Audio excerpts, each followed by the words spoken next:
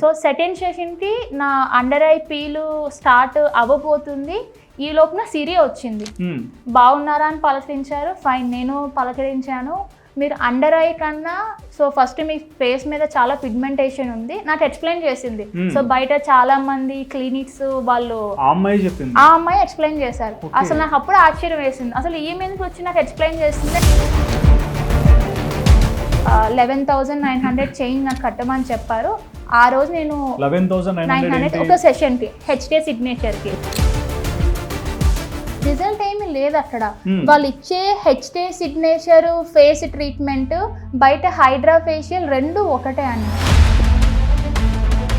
Next day నైటే నిద్రలోనే మొత్తం ఏదైతే నా ఫేస్ మీద క్రీమ్ టైప్ అప్లై చేశారో అదంతా పోయిందని, ఏం లేదు అసలు.